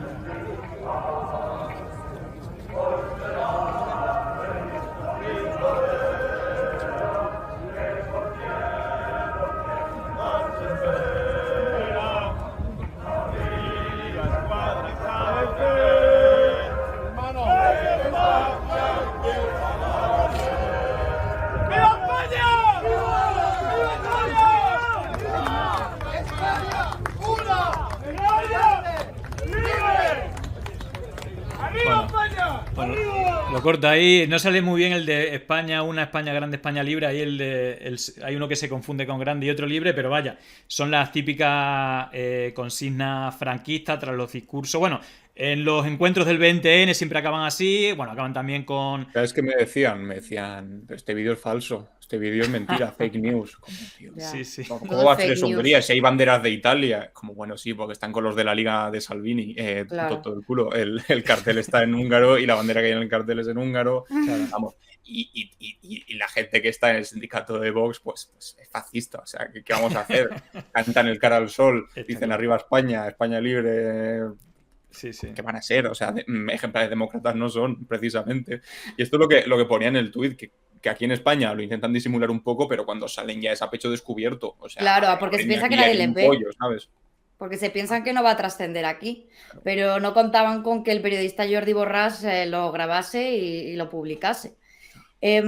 Bueno, yo quiero hacer una reflexión, porque mucha gente siempre me dice, no, es que no se puede llamar a Vox fascistas, hay que decir que son liberales, tal, tal, tal. Bueno, yo creo, o sea, yo no voy a decir si es que son fascistas o no son fascistas. Yo lo que voy a decir es que en España no tenemos la memoria democrática que hemos tenido, por ejemplo, en Alemania, que ahora vamos a comentar la noticia Sí, de sí. esta chica Isabel Peralta. De hecho, la estamos lo que viendo ya.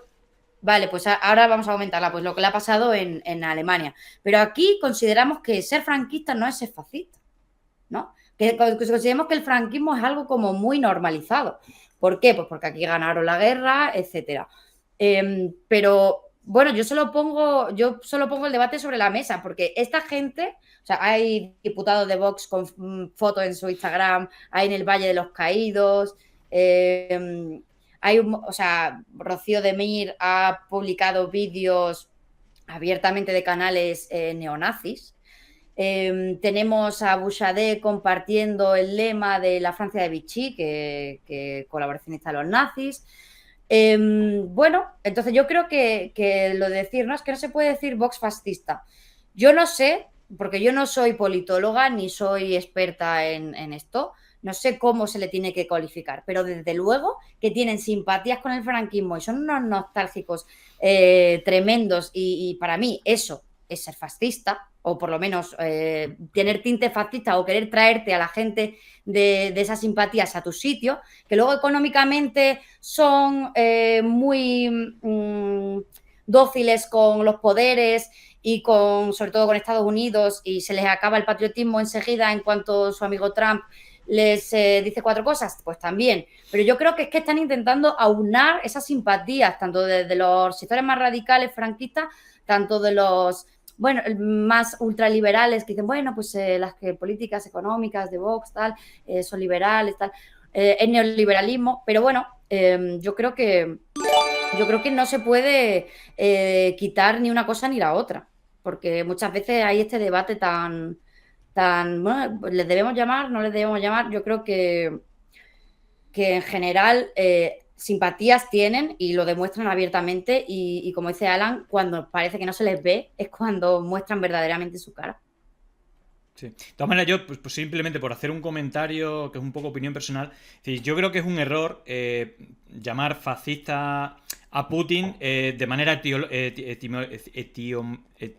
bueno, digamos Etimológica. literalmente, porque es lo que es digamos un nacionalista, un ultranacionalista, y si nos vamos a la raíz del fascismo, tiene unos componentes que no, unos sí comparten y otros no, pero yo creo que Vox tampoco es un partido fascista, evidentemente está lleno de fascistas, claro, y que defiende fascistas, pero es que creo que es como muy... Es decir, yo hago la alusión cuando desde la derecha se llama a todo comunista, pues yo creo que es lo mismo, es llamar a todos fascistas un poco erróneo, pero evidentemente hay fascistas, claro, igual como en la izquierda hay comunistas, pero claro, se trata de globalizar a claro, toda yo lo que creo es que quieren tener la simpatía de todos. Evidentemente, ha habido un comentario en el chat que me ha parecido interesante, que tal vez aquí en España no se habla tanto, por ejemplo, de los campos de concentración franquistas que hubo en España, y tal vez por eso no se tiene esa conciencia. Cuando hablamos de campos de concentración, todo el mundo piensa en los nazis, ¿no? Pero es que aquí en España también hubo. Y por eso yo creo que es tan grave el abiertamente declararse franquista, porque es que literalmente, bueno, pues ha sido una dictadura y ha habido miles de víctimas, entre ellos un familiar mío y yo qué sé, aquí tenemos una normalización de eso. Sí. Que a mí me da miedo. Del otro día salió un vídeo de un niño en una clase haciendo el saludo franquista diciendo viva Franco, señor. En fin, y encima los profesores no le dicen nada. En fin. Mira, yo voy a compartir una noticia con lo que has comentado, que no la tenía preparada, pero evidentemente en el silencio de otros, el documental es brutal, explica un poco las razones de por qué hay un silencio total de la memoria histórica. Fue uno de los pactos de acuerdo para no condenar ni juzgar todos los crímenes de lesa humanidad, que haya un silencio de que no se hable de la guerra, que no está tal.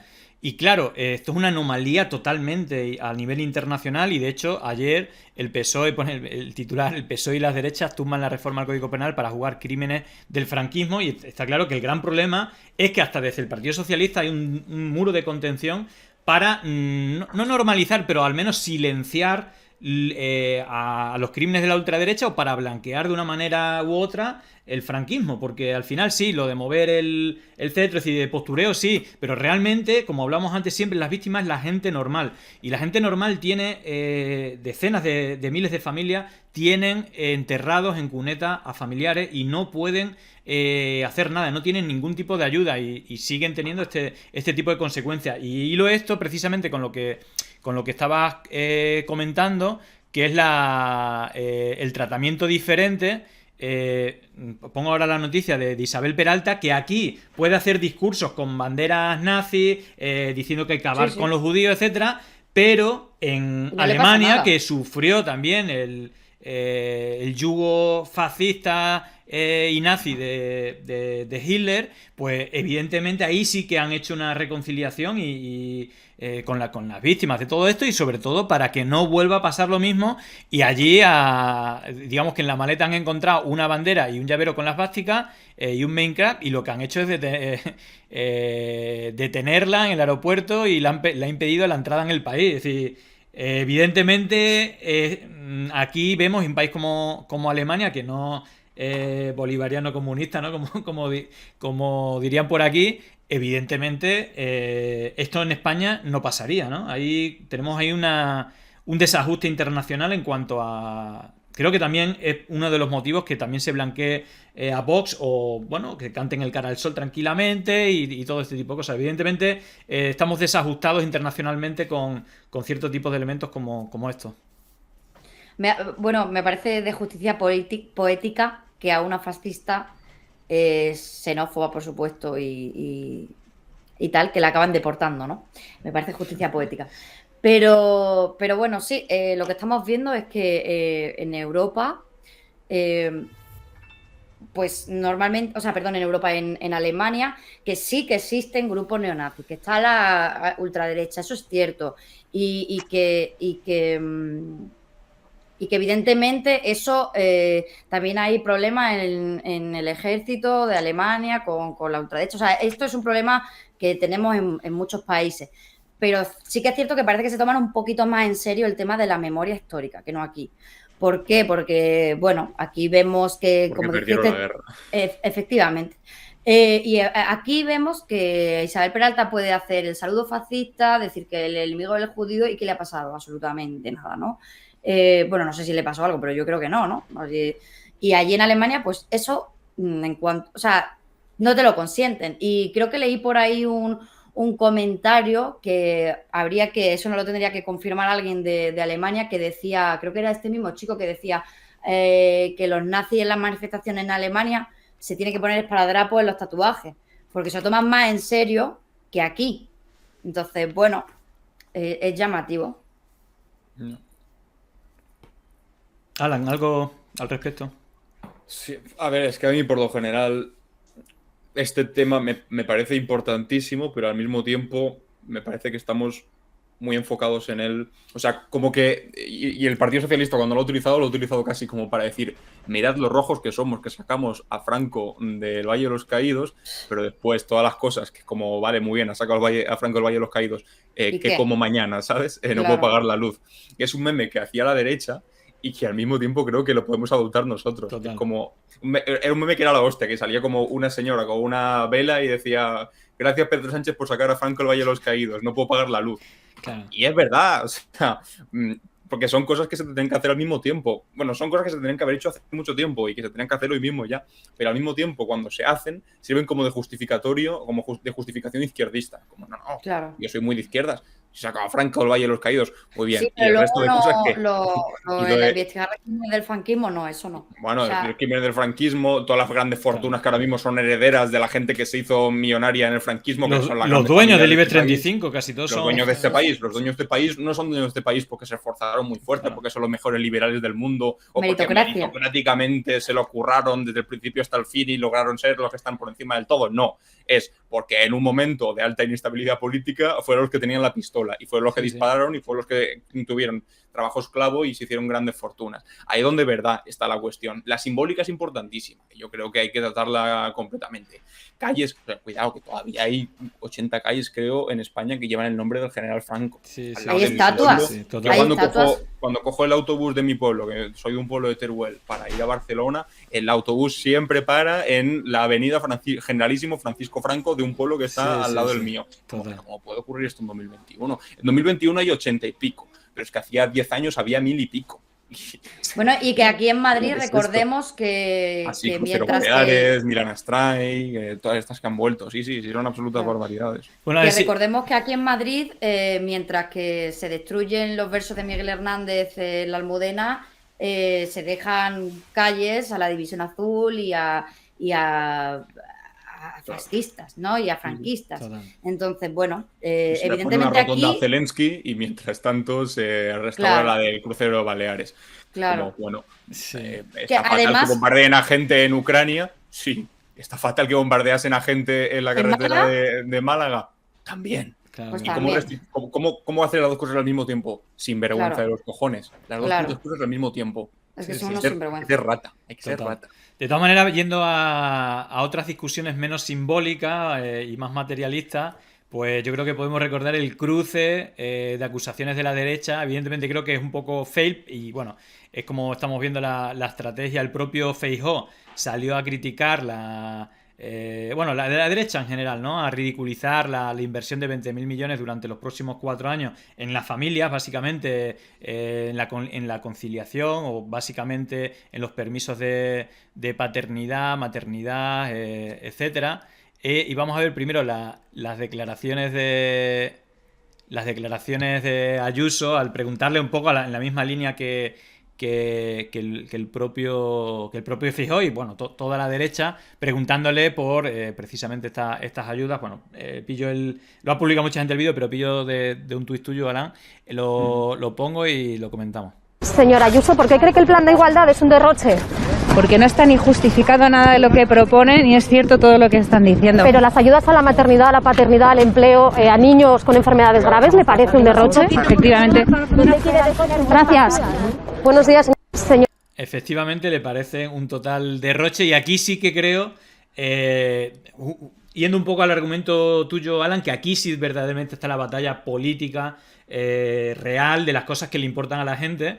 Y evidentemente, por fin, Claro. porque de esto, si hay un consenso total, desde la derecha también, es que hay que ayudar a las familias a que puedan tener hijos, Claro, incluso claro. comprándole el argumentario a la ultraderecha, si quieres también, de que no se ayuda para tener familias españolas, si quieres lo puede hasta llevar ahí. Eso es brutal. Y precisamente, por fin sale una partida importante para que haya igualdad de permisos de padres y de madres, pero reales, que también se invierta en escuelas gratuitas de 0 a 3 años y por fin políticas reales y no palabrería, porque al final la política real es presupuesto y es dinero y no sé el porcentaje, pero casi el 80-90% o más de esta cantidad que es distribuida en 4 años, pues tiene que ver precisamente con las ayudas a la paternidad, que son ayudas directas a la familia, a la gente de abajo de la que siempre nos olvidamos, ¿no? Y bueno, por ahí hacía un vídeo que también lo veremos después, pero vuestro primer análisis de esta ridiculez de la derecha, como echando abajo y dando argumentos bastante peregrinos. Es siempre lo mismo. Nosotros, la derecha, defendemos de verdad a las familias, porque hay un reto demográfico, que no estamos teniendo suficientes hijos, y la justificación de por qué no se tienen hijos la reducen a que la juventud está tonta, que está alerdada, que le interesa más el Netflix, que le interesa más jugar al Fortnite, que le interesa más ver directos de Twitch y que, claro, entonces no tienen tiempo para lo verdaderamente importante, que es conseguir un trabajo, formar una familia y tener 5 hijos muy bonitos. Como, vale, muy bien.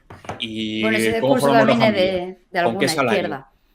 ¿Con qué me pago yo la casa? Si tengo que destinar el 90% de mi salario a pagar la casa, ¿con qué compro los pañales?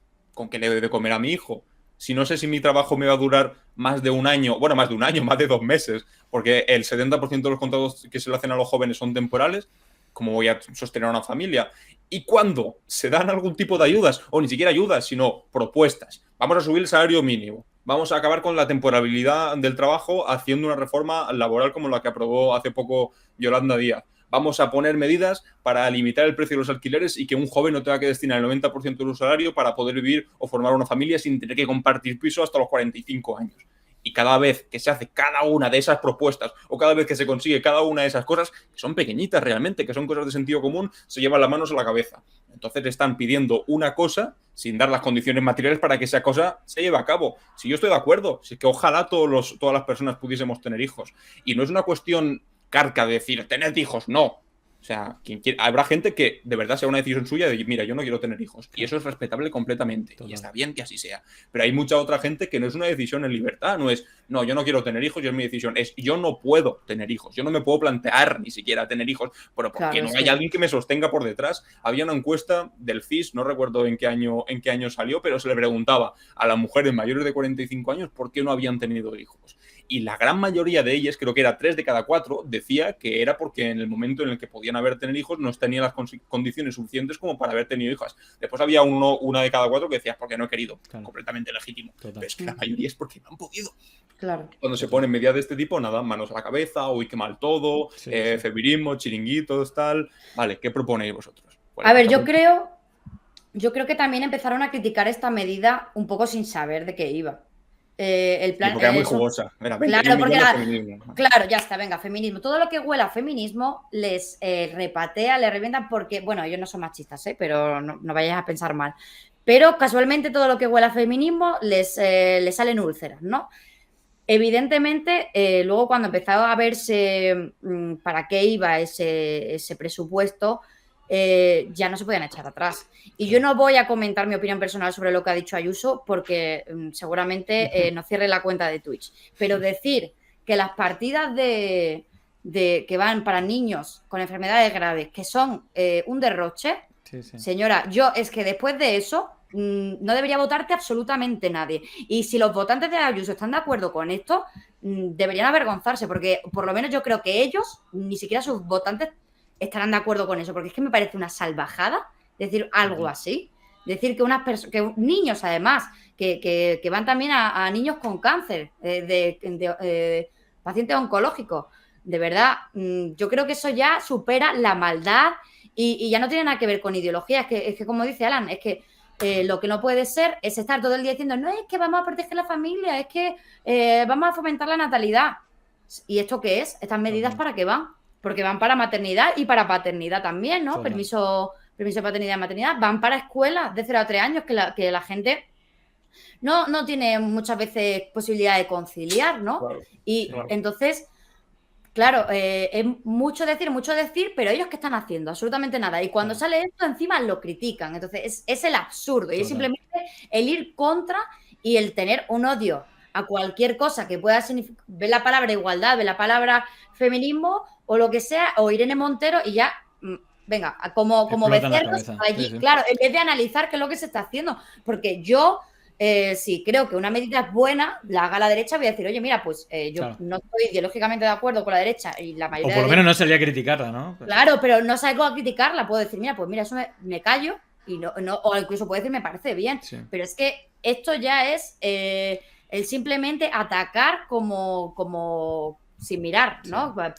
Tirando como un toro, ¿no? Total. Yo voy a poner el vídeo de Alan que se ha hecho viral porque yo creo que lo resume perfectamente y ya pasamos al último tema, un repaso internacional. Bueno, quería también darle las gracias a Malik380 que se ha suscrito. Nos quedan solamente 3 suscripciones para que sorteemos un libro más, que lo que vamos a hacer en un ratito. Pongo el vídeo de Alan y ya vamos con el último tema.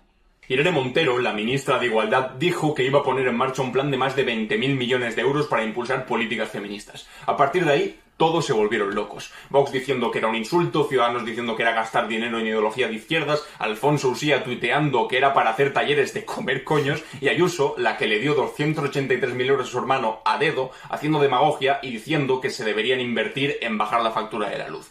Y nadie se enteró de nada. Porque esos 20.000 millones de euros son para un plan de 4 años, es decir, 5.000 millones al año. Y no es para hacer ningún aquelarre feminista peligroso para someternos a los hombres a los designios del malvado feminismo. Son 5.000 millones anuales, de los cuales el 70%, es decir, la gran mayoría, sirven para pagar las bajas de maternidad y paternidad.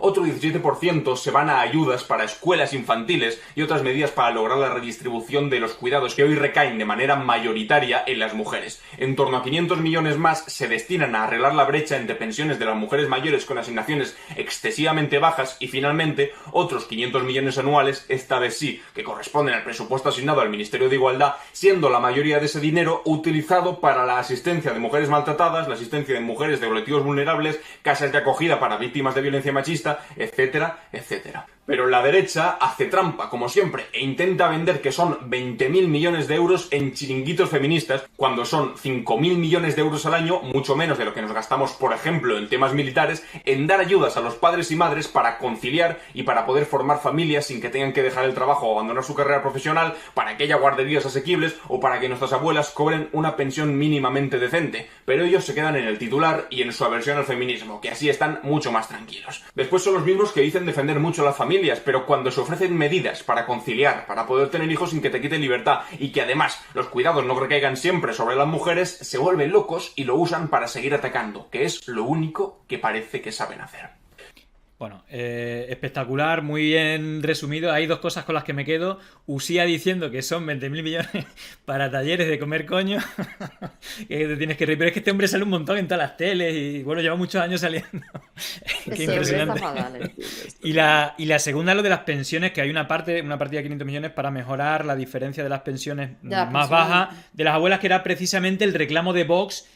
¿No? De tu abuela cobra esta pensión, un inmigrante, no sé cuánto. Claro, y ahora les parece mal, coño. Alguna gente me contestaba eso diciendo, no, pero no existe la brecha de pensiones, es simplemente porque se ha cotizado menos, no sé qué. Como, vale, sí, claro que se ha ido porque se ha cotizado menos, porque mientras el hombre trabajaba en la casa, la mujer tenía que quedar cuidando a los 6 hijos que tenían, o porque directamente no se dejaba trabajar a la mujer. Y evidentemente, o sea, es porque se cotizó menos. O porque la mujer no podía ni siquiera estudiar, o sea. Claro, pero no porque quisiera la mujer cotizar menos, es porque la mujer tenía otro trabajo en ese momento que merece también una retribución por lo menos digna. Y que no se cobren simplemente pensiones de edad de mierda, que son ridículas, que son 300 euros, que no te da ni para pagarte un piso. Sí, mi tía cobra eso y no le da apenas para nada. A ver, por aquí dice va a ser 3. Ojo, que a mí la idea de los talleres no me parece mala, ¿eh? Por ahí le dejamos el recado a... Bueno, a más de uno le haría falta. A Irene Montero. 20.000 millones en eso no está mal. Seríamos Bueno, no voy a hacer mi comentario, que no sé si hasta puede ser machista. Bueno, cambiamos de tema y vamos... digamos, este fin de semana ha habido dos cosas, creo que bastante importantes a nivel internacional. Una ha sido la investidura, por fin, después de la victoria hace unos meses de Gabriel Boric, de manera bastante aplastante contra la ultraderecha, con Kass, que es quizá la candidatura al que ha estado, digamos, el personaje de ultraderecha que ha estado más cercano en América Latina, digo, incluso un escalón por encima de Bolsonaro, que ya es decir, y vemos que Gabriel Boric es quizá el presidente más a la izquierda que ha habido en Chile después de Allende. Y es verdad que ha tenido como una campaña, bueno, como intentando convencer a sectores del centro, pero que en el discurso, bueno, ha sido como todos los guiños a Allende que no hizo durante la campaña lo ha hecho ahora. Entonces voy a poner simplemente un par de vídeos. El otro elemento que ha pasado ha sido la victoria arrolladora de Petro en Colombia. Es verdad que eran primarias, era para elegir el candidato, pero ha sacado más del doble de votos que el candidato de la derecha, Fico Gutiérrez, que parece que va a ser el gran candidato que se va a enfrentar. Bueno, pongo un vídeo para recordar quién era Boric hace 9 años, es bastante representativo, cómo se encaraba en las calles a Piñera, que todavía era presidente, y cómo Piñera el otro día le tuvo que conceder la vitola de presidente. Lo pongo y hacemos el análisis ya para cerrar de estas dos cosas. Bueno, pongo el vídeo. ustedes han estado torneando al revés con la educación. Han seguido incentivando el negocio de la educación y eso creemos que no se puede seguir permitiendo, presidente. Así que sepa que vamos a seguir en la calle movilizándonos por una educación pública, gratuita y de calidad. Me parece muy bien, todos los chilenos tenemos derecho a expresarnos y a movilizarnos, somos un país libre y democrático, pero siempre hay que hacerlo en forma pacífica y respetuosa. De acuerdo, y además, el tema es que ustedes como gobernantes tienen el deber de escuchar lo que propone la gente en la calle. Por supuesto. La República hace entrega de la piocha de O'Higgins, la que simboliza la transmisión del poder, quedando investido como nuevo presidente de la República, el señor Gabriel Boric Font.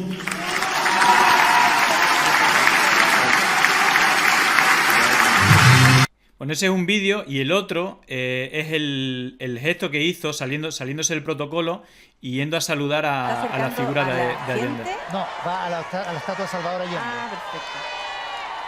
Ahí está. Y por último pongo el último minuto del discurso, que fue bastante emotivo, con la parte recordada que no lo usó en la campaña, no nombró ni una vez a Allende, pero que cerró el debate con este fragmento. Pronosticara hace casi 50 años Salvador Allende, estamos de nuevo, compatriotas, abriendo las grandes alamedas por donde pase el hombre libre, el hombre y la mujer libre, para construir una sociedad mejor. Seguimos, ¡viva Chile! Bueno, ¿qué opinión tenéis? Bueno, de Boric, también el resultado, por lo menos en esta primera... No es primera vuelta, sino primarias para ver los candidatos, donde el pacto histórico ha sido la primera fuerza de Petro. Y digamos que se van poniendo más piezas, digamos, de la izquierda, incluso de una izquierda más a la izquierda de la socialdemocracia, digamos, con un concepto geopolítico de patria grande, incluso en su discurso lo decía, de no estar bajo el yugo de los Estados Unidos, pero tampoco de Rusia, de ninguna potencia, sino hacer mirar en América Latina y hacer una potencia que sea la propia América Latina. Sí, ha habido como el péndulo de América Latina, que durante un tiempo representó las máximas esperanzas del espacio progresista a nivel mundial. Después hubo un retroceso terrible en el que algunos de los peores personajes que hemos visto últimamente consiguieron gobernar. Y ahora, en los últimos 2 años y todavía lo que queda con las elecciones en Brasil, con la posible vuelta del Partido del Trabajo a dominar la política en Brasil, y con la victoria de Boric, con los buenos resultados de Petro en Colombia, con la victoria también del kirchnerismo y del peronismo en Argentina, hemos visto como que el péndulo ha vuelto de nuevo a las tesis más progresistas. Y sí, es como una definición de época. Se probó una cosa, se dijo, una vez lograda mejoras sociales o mejores en renta y demás, nos volvemos de nuevo de derecha, nos volvemos a alinear con discursos más conservadores o por lo menos más procapitalistas y alineados con Estados Unidos. El momento en el que ves que eso no funciona y que vuelves a lo que había sido todo, se está volviendo a producir un viraje de nuevo. A mí lo de Chile pues me hace especial ilusión, y sobre todo por cómo se ha gestionado y por las similitudes que puede haber con respecto a Europa y a España en concreto. Porque Chile sí que tal vez es uno de los países que son más parecidos a nosotros, que tenemos más cosas en común, y en concreto con España las cosas en común son bastante grandes, porque salieron de una dictadura atroz, y salieron de esa dictadura atroz no con una ruptura, como ha ocurrido en muchas dictaduras, sino como con una cierta transición bastante justificatoria de lo que había habido antes, con una constitución que escribieron los mismos que habían dominado en la dictadura, y con una etapa democrática, que sí que era democrática, pero que estaba completamente influenciada por lo que había sido la dictadura anterior, de la cual no se acabaron de depurar todas las responsabilidades que había. Pues bien, se puede, y se consiguió. Y se ha abierto un proceso constituyente nuevo, y una persona que está a la izquierda de la izquierda habitual en ese país ha logrado ponerse al frente de las instituciones. Tiene mucho que ver ese proceso político por el cual Boric ha llegado al frente de Chile, con el que aquí inauguramos en el 2014, creo yo. Lo que pasa es que, claro, por el camino ha habido muchas diferencias y el sistema político también es muy distinto. Eclosionó en el momento unas protestas pequeñas, podían parecer al primer momento, sobre el precio del boleto del metro en Chile, que al final acabaron ocasionando unas revueltas gigantescas, que al mismo tiempo se retroalimentaron con las ansias de renovación que había allí. Aquí la cuestión fue un poco distinta, y también el modo de votar. Nosotros somos un sistema parlamentario, no presidencialista. Tampoco es tan sencillo encarnar, que una sola persona encarne toda la ansia de cambio de un pueblo. Y al mismo tiempo, lo que me parece también muy importante es la capacidad que tuvo Boric de ver más allá de la simple revancha y de conseguir aunar personas muy diversas para lograr su objetivo. Porque aquí en España el problema que tuvimos durante un tiempo es que nos creímos los reyes del mambo, y que veníamos a cambiarlo todo y que no íbamos a escuchar nunca a los que habían venido antes. Y entonces mucha gente, la gente que, pues yo que sé, que en otro momento igual había votado a Felipe González y que había creído de verdad en Felipe González, nos vio con miedo, porque decían, estos chavales no entienden todo lo bueno que ocurrió en aquella época. Y Boric tenía una posición similar con Bachelet o con todo el Partido Socialista que había gobernado antes, que evidentemente no habían hecho los cambios que necesitaban, pero que en vez de criticarles y echarles en cara que fueron inútiles o que no fueron capaces de hacer todo lo que necesitaban, les ofreció la mano, les dijo, a partir de aquí, de donde lo dejasteis, gracias.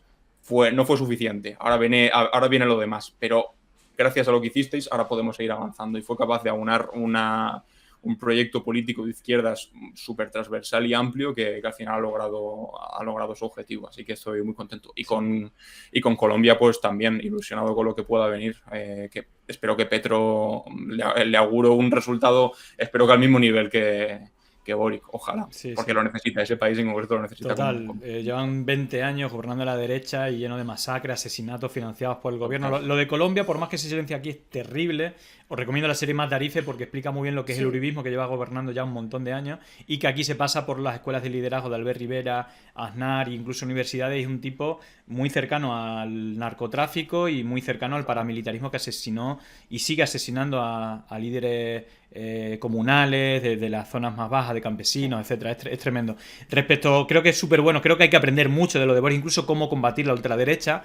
Hay dos elementos, creo, que se diferencian un poco. Primero, ellos agarraron muy fuerte el proceso constituyente, hacia una nueva constitución. También es verdad que la constitución que ellos tenían venía de la dictadura y la nuestra era después de la dictadura, creo que y luego hay otra cosa, que hubo un sorpaso real. Es decir, el apoyo en las calles, es verdad que nunca se hizo de manera fuerte desde el Partido Socialista de Bachelet en Chile una contra a la constitución pinochetista, incluso a las políticas neoliberales que impuso, pero sí que creo que efectivamente no ha sido nada belicista. De hecho, también es verdad que la correlación de fuerza era superior, el apoyo que tenía Boris al Partido Socialista, pero también desde el Partido Socialista han tenido esa humildad de confluir para digamos, hacer cierta sinergia, que luego le va a costar hacer equilibrio, pero va a meter a gente del partido. Claro, el gobierno ahora hay desde gente del Partido Socialista, incluso conservadores o liberales en lo económico, hasta gente del Partido Comunista, incluso más a la izquierda del Partido Comunista, de gente ya del estallido, y todo eso va a tener que bailarlo, a ver qué tal lo baila, pero por lo menos creo que es un cambio muy, muy importante. Y luego lo de Colombia lo veremos. Pero bueno, no sé si Gemma quiere también comentar. Yo voy a hacer solo un pequeño apunte, porque como ya nos tenemos que ir, bueno, yo creo que, como dice Alan, y como dices tú también, Julián, hay que aprender mucho de lo que ha pasado en Chile y de cómo se ha conseguido aunar diferentes sensibilidades, y sobre todo no mediante el enfrentamiento, sino tal vez mediante el, como ha dicho Alan, agradecer. Y bueno, no ha sido suficiente, pero vamos a seguir trabajando para implementar todos los cambios que son necesarios. Si os fijáis en el discurso de Boris que acabamos de escuchar, dice la famosa frase de Allende, incluye, dice, alamedas por las que pasa el hombre y la mujer libre. Eso lo agrego. Y eso es muy importante, porque realmente, como estuvimos hablando en el último directo, el apoyo de las mujeres a Boric y del movimiento feminista ha sido fundamental para su victoria. Entonces, que haya metido eso en su discurso no es casualidad, y es muy llamativo, porque ahí está agradeciendo todo el apoyo del sector feminista y incluso reinterpreta y lleva más allá el discurso de Allende, ¿no? Es como, bueno, lo que dijo Allende ahora se quedó un poco obsoleto porque no incluía a las mujeres, aunque en ese momento, en ese contexto histórico, obviamente tenía su sentido y no es porque, bueno, no tiene ningún tipo de razón maléfica detrás, pero creo que es muy, muy llamativo y que tenemos que aprender de ello y de cómo el movimiento feminista ha sido fundamental en esto. Y bueno, quiero comentar una última cosa que tal vez os no hayáis enterado. Sí, una última hora han condenado a Germán Terz. No sé si condenado. Coméntalo completo porque yo tengo un enlace de Germán Terz, pero me tiene bloqueado, como toda la gente que difunde. Claro, a mí también me tiene bloqueado, pero tengo cuenta secundaria. Pero Pablo acaba de publicar, Germán Terz ha sido condenado por llamar asesino a mi padre. Hizo lo mismo que Cayetana Álvarez de Toledo. Ojalá se siga haciendo justicia con estos cobardes que por hacerme daño a mí y a mi partido atacaron a mi familia. Pues bueno, por una vez se hace justicia en este sentido y yo creo que hay que celebrarlo, la verdad. Pues nada, a ver, hay una cuestión que, bueno, más allá de los bloqueos masivos de Germán Terz, este tipo está muy metido, y ahora que yo he estado muy metido con lo del 11M, hay una cosa que yo creo que explica mucho de la política y de las presiones y por qué Ayuso pertenece a este espacio y Cayetana, a Vox y a toda esta ultraderecha, que es que Jiménez Losanto, que era uno de los que conspiraba, es decir, la teoría esta de la conspiración de que estaba ETA detrás y tal y cual, literalmente ha dicho, el discurso de Cayetana llamando terrorista al padre de Pablo Iglesias es el mejor discurso de la historia de la democracia. Yo creo que da una clave tanto de el espacio como el tipo de hacer política.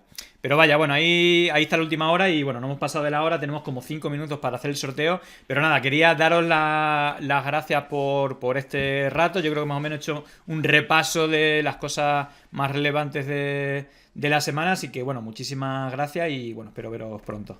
A vosotros. Muchas gracias, Julián. Bueno, ahora me alegro de verte. Que vaya bien, igualmente. Chao. Nos vemos. Chao, chao, Adiós. gracias.